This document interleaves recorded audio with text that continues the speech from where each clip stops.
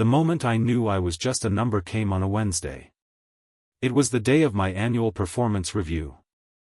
I walked into that conference room with a spreadsheet of accomplishments, client retention rates, system optimizations, measurable cost savings, and even a couple of internal innovations I had pitched and implemented on my own. I wore my sharpest shirt, not because I cared about impressing anyone, but because I wanted to feel like the kind of person who demanded more. Brian, my manager, barely looked up from the paper in front of him.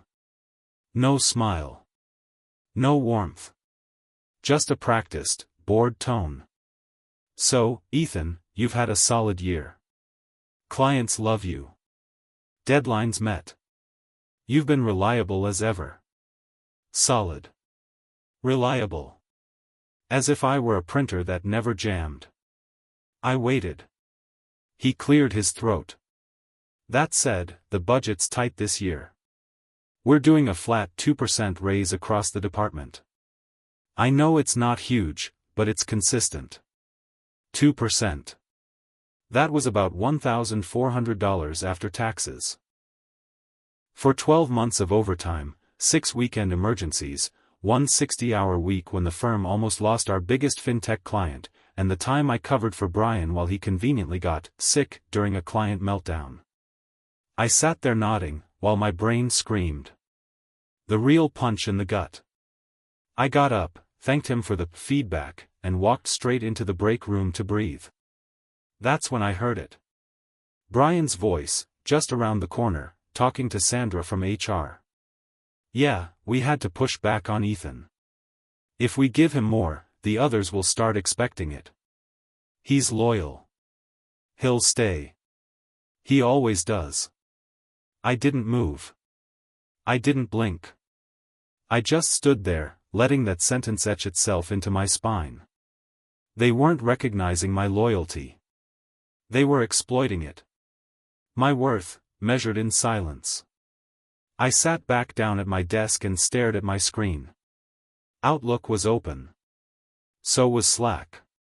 A notification pinged, a client thanking me for an emergency report I'd sent last night at 1:17 a.m. I minimized the window. What hurt the most wasn't the 2%. It was the assumption. That I wouldn't push back. That I was too polite, too risk-averse, too damn dependable to walk. They thought I didn't know my worth. Truth is, I did. I just forgot to act like it. The message I had ignored.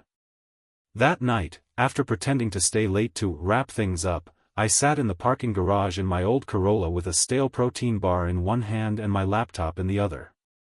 I opened LinkedIn. Notifications flashed. I clicked through half-heartedly, until one unread message caught my eye.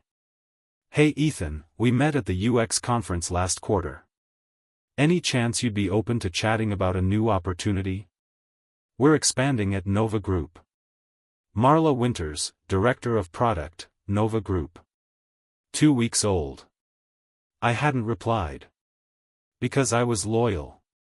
Because I didn't want to look like I was chasing something else. I stared at the message for a long time. Then I hit reply.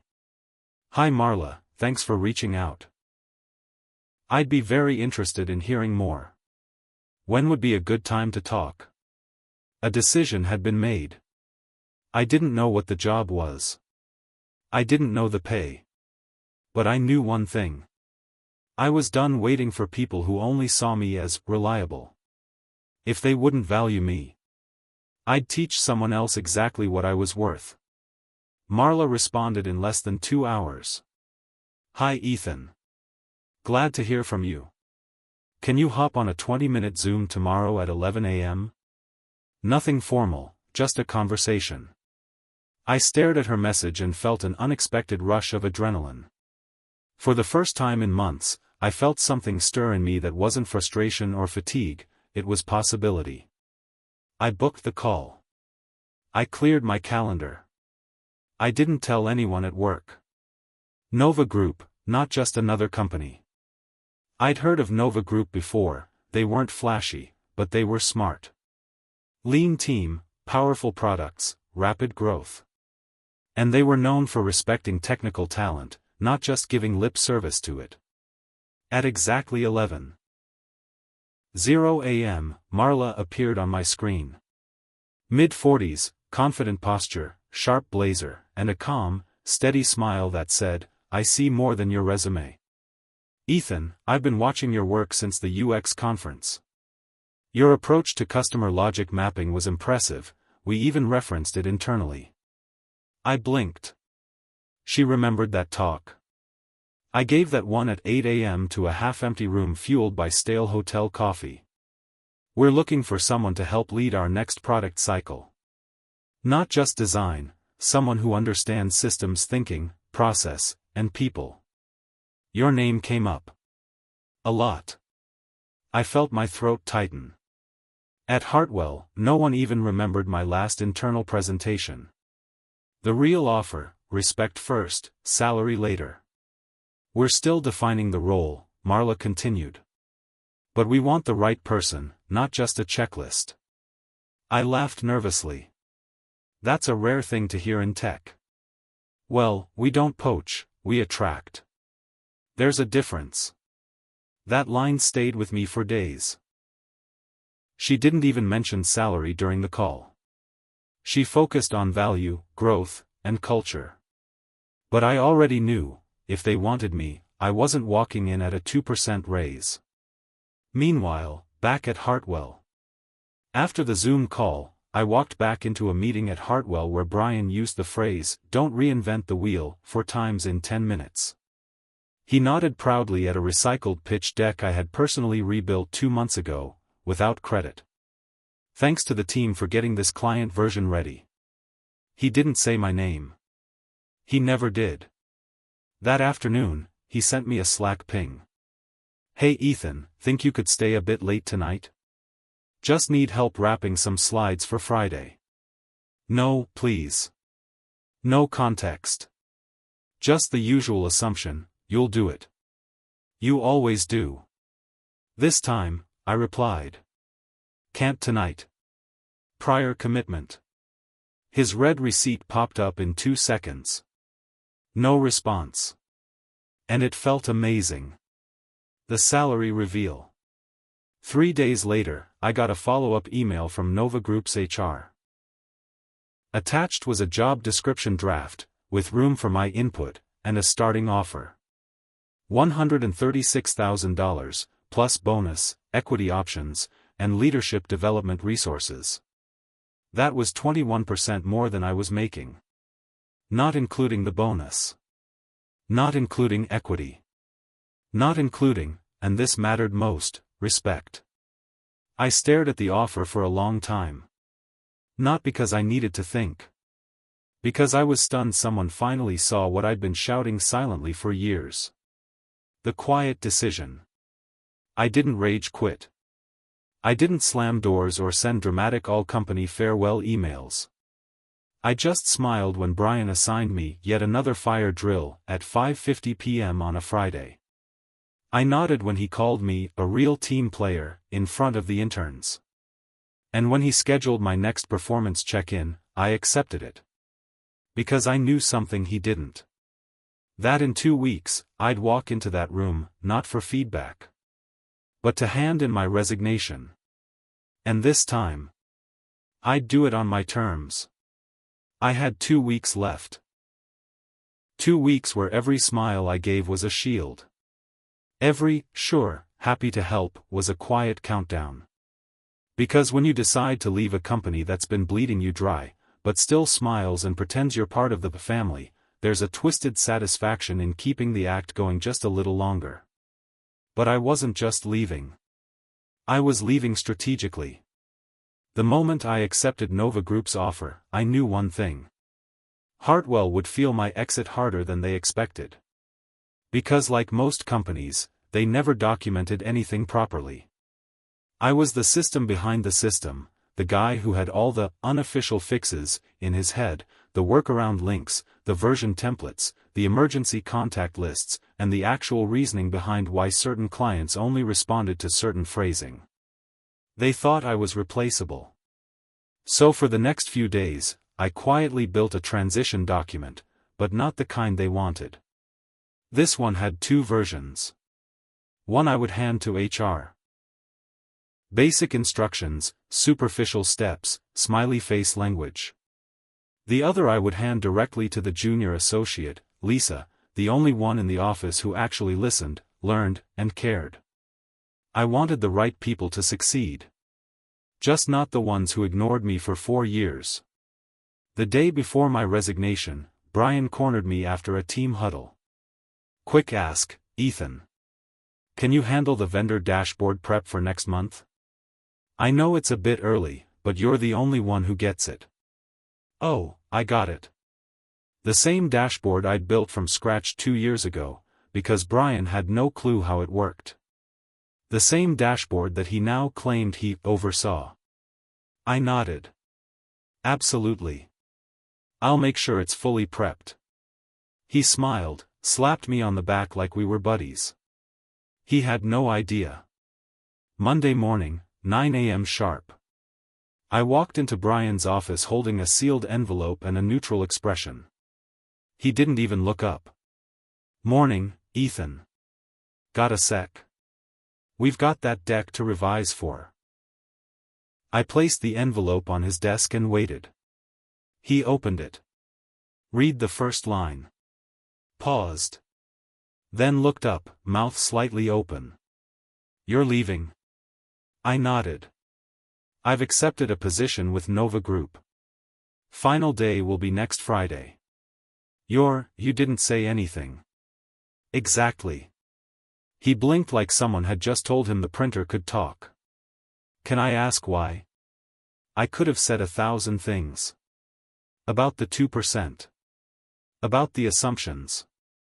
About how he never gave me credit, support, or space to grow. But I just smiled. I got an opportunity to grow somewhere that sees the value I bring. Simple as that.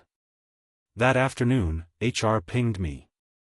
Hi Ethan, would you be open to an exit interview? Sure. I booked it. But I had conditions. No blame game. No complaints. Just facts. I told them. I left because growth wasn't possible. I left because my contributions were routinely overlooked. And I left because I was offered a role that recognized my leadership potential, not just my willingness to stay late. They took notes. Nodded. But I could tell, the realization was setting in. By Thursday, Brian was spiraling. He sent 2 Slack messages in a row. Hey, could you send over the macro formula you use for the analytics report? Also, do you remember how we access the vendor pricing sandbox? I answered, politely, concisely, but didn't spoon feed. Then came the kicker. Would you be open to staying on part-time to consult after next week? I stared at that message for a full minute before replying. Thanks, but no. I'll be fully committed to Nova starting Monday. No emojis. No apologies. Just a boundary. My last day, as I was clearing out my desk, Lisa stopped by. Hey. I just wanted to say thank you. For the real handover notes. And the little tricks. No one's ever done that before. I smiled. You're sharp. You'll do well here, or somewhere better. She hesitated, then asked. Why didn't you ever get promoted? You basically ran the back end of this place. I shrugged. Because they thought I wouldn't leave. I didn't throw a party. I didn't bring donuts. I just walked out the same door I'd entered every day for 4 years, except this time, I didn't feel small. I felt powerful. Because the moment I stopped asking to be seen, I became impossible to ignore. Monday morning. 8:45 a.m. I stood in front of Nova Group's glass-paneled building, not towering or flashy, but sharp, modern, and quietly confident. It felt like the kind of place that didn't need to scream its value, it simply was. Inside, a receptionist greeted me by name. By name. That might sound small, but after years of being called champ or you there by upper management, it hit different. Hi Ethan, welcome to Nova. Here's your badge, your schedule, and your onboarding kit. Marla will meet you upstairs. Smooth. Simple. Respectful. Marla welcomed me with a handshake and a smile that didn't feel performative. She walked me into a sleek conference room where 2 other department heads were already waiting. Not to interrogate. Not to test me. We just wanted to get to know the guy everyone's been talking about. They asked about my process, not just my past jobs.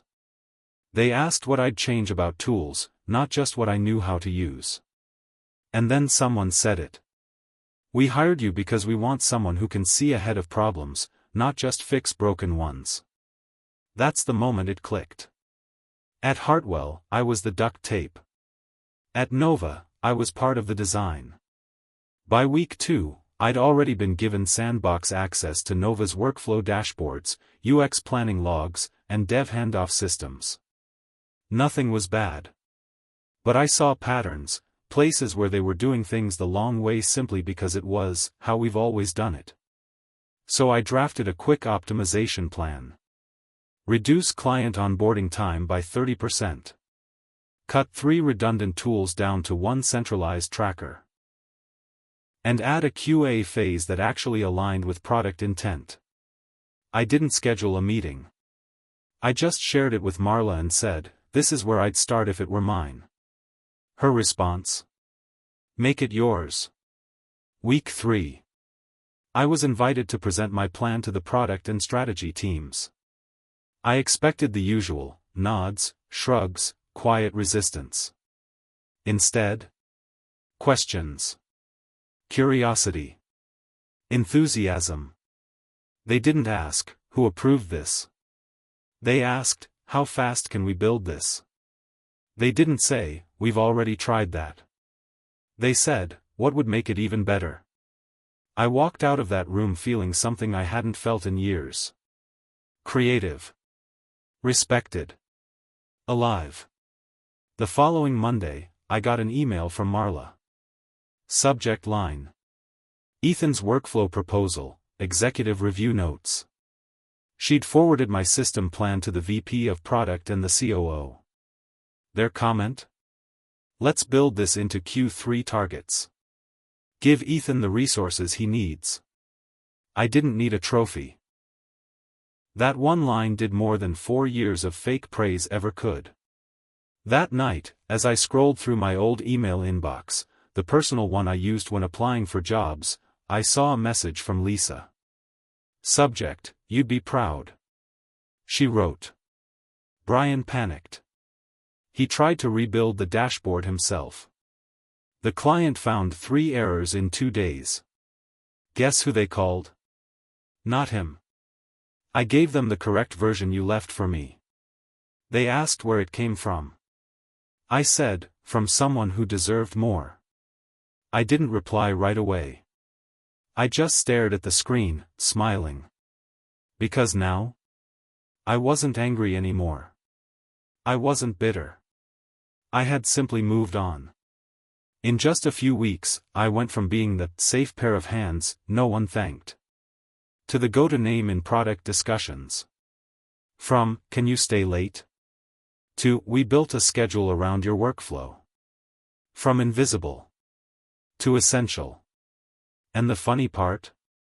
I didn't become more skilled overnight. I was always this good. I just finally gave that version of me to a place that earned it. It was a Thursday morning like any other at Nova, fresh espresso brewing in the cafe bar, soft hum of collaboration from open work pods, and my whiteboard still cluttered with notes from the last product sprint. Then Marla knocked on my office door. Quick heads up, she said. We've got a potential client coming in from Hartwell Consulting. They're evaluating our process tools for white labeling. My pulse ticked. Hartwell. Do you know them? She asked, noticing my pause. I gave a small nod. Used to. Then you might enjoy this, Brian will be leading the meeting from their side. My lips curled into something between a smile and a smirk. Yeah, I said. I'll take the lead. Brian walked into the Nova conference room 10 minutes late, with the same stiff suit and performative charm he always wore. He glanced around the room like a man expecting to run the show. Until his eyes landed on me. He blinked. Paused. Then tried to mask his surprise. Ethan, you're with Nova now. I gave him a firm handshake. Since last quarter. Welcome. I could see it then, that flicker in his eyes. The subtle panic of someone realizing the person they once dismissed now stood between them and what they wanted. The meeting wasn't about emotion, it was about systems, logistics, and scalability. But I layered in all the subtle touches. The streamlined dashboard that replaced the one I once built at Hartwell. The templates he never understood, now automated. The language he used to fumble through, now part of our standard process. Marla let me run the entire presentation. At the end, Brian leaned forward, trying to sound casual. This is impressive. You've made a lot of improvements. I nodded. We just listened to the people who actually used the tools. Silence. Sandra, his HR partner, the same one I once overheard, sat beside him with a frozen smile. This feels much more intuitive than what we currently have. I looked her directly in the eyes. It was designed to be. After the meeting, Brian lingered behind. Can we talk? I motioned him into a nearby side room. He shut the door. Look. I didn't know you were doing this well. I mean, it's clear you've grown a lot. I said nothing. Listen, I'll be honest. We mishandled some things back at Hartwell. You were always solid. We just didn't realize how fast you were leveling up. You didn't mishandle, I replied. You underestimated. He nodded slowly. Well. You've built something great here. Congrats. Thanks, I said. We only bring on people we know how to value. I didn't raise my voice. I didn't insult him. But every word landed exactly where it needed to. The next week, Nova got the contract. Hartwell didn't even try to negotiate. They signed immediately. Brian never contacted me again. But Lisa did. He's been different since that visit. Quiet. More careful. Almost like he knows he's not untouchable anymore. I laughed. No one is, Lisa. Some of us just learn it too late. Months passed. I kept rising. Nova kept expanding. One Friday evening, as I stood watching the sun dip behind the skyline from our office balcony, I realized. I didn't win because I got revenge. I won because I outgrew the people who tried to keep me small. Hartwell taught me what being overlooked feels like. Nova taught me what being seen feels like. And I taught myself that worth isn't proven by staying, it's proven by walking away.